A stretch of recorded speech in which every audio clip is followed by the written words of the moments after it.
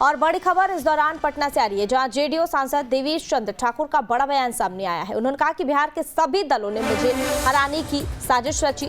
और सीतामढ़ी से जेडीयू सांसद है देवेश चंद्र ठाकुर। सांसद देवेश चंद्र ठाकुर का फिर छलका दर्द, लालू यादव की जमकर उन्होंने तारीफ की। इस वक्त की बड़ी और अहम जानकारी, और देखा जा रहा है कि जेडीयू सांसद देवेश चंद्र ठाकुर का यह बड़ा बयान सामने आया। उन्होंने कहा कि बिहार के सभी दलों ने मुझे हराने की साजिश रची। और फिलहाल सीतामढ़ी से जेडीयू सांसद है देवेश चंद्र ठाकुर, और सांसद देवेश चंद्र ठाकुर का एक बार फिर से दर्द छलका है, और ऐसे में उन्होंने लालू यादव की जमकर तारीफ की है। और इस खबर पर ज्यादा जानकारी के लिए हमारे साथ हमारे संवाददाता उत्कर्ष लगातार जुड़े हुए हैं। चलिए सीधा रुख करते हैं उत्कर्ष की ओर। उत्कर्ष, जेडीयू सांसद देवेश चंद्र ठाकुर का यह बड़ा बयान किस ओर इशारा करता है? उन्होंने कहा कि बिहार के सभी दलों ने मुझे हराने की साजिश रची। उनका यह बड़ा बयान, और इसके क्या कुछ सियासी मायने हो सकता है?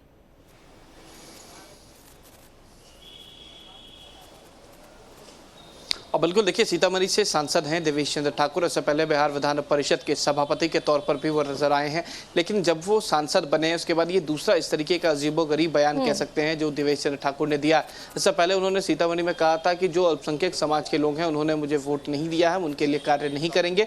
दूसरी बार उनका ये बयान सामने आया है जहाँ पर उन्होंने कहा है कि सभी दल जो है मुझे हराने की कोशिश कर रहे थे। देखिए, सीतामढ़ी से इस बार उन्हें पहली बार टिकट दिया गया। इससे पहले सुनील कुमार पिंटू वहाँ से सांसद रहे हैं, मौजूदा सांसद जेडीयू कोटे से थे, लेकिन इस बार देवेश चंद्र ठाकुर को यह मौका दिया गया है। सवर्ण होने की वजह से कह सकते हैं कहीं ना कहीं परेशानी जरूर हुई थी, लेकिन अब वो साफ कह रहे हैं कि सभी दल उन्हें हराने की कोशिश कर रहे थे, और यही कारण है जो उनका दर्द छलका है। देखिए, सीतामढ़ी में जब उनका अभिनंदन समारोह हो रहा था उस वक्त देवेश चंद्र ठाकुर सीतामढ़ी पहुंचे, और वहां पर कार्यकर्ताओं के बीच इस तरीके का बयान जो है वो देवेश चंद्र ठाकुर ने दिया है, और साफ कहा है कि सभी पार्टी ने मुझे हराने की कोशिश की, और साथ साथ लालू यादव की तारीफ करते हुए भी नजर आए हैं। तो ये कहीं ना कहीं इशारा ये दे रहा है कि आने वाले समय में कहीं ना कहीं जो नाराजगी देवेश चंद्र ठाकुर की नजर आ रही है, आने वाले समय में सत्ता भी बदल सकते हैं। हाँ, जैसे आपने जिक्र किया कि आने वाले समय में अगर इन्होंने इस तरह का बयान दिया है तो आने वाले समय में भी सत्ता परिवर्तन हो सकता है। और इनका जिस तरह से दर्द झलका है, और कहा जा सकता है कि इनका रुख जो है वो भी बदल सकता है।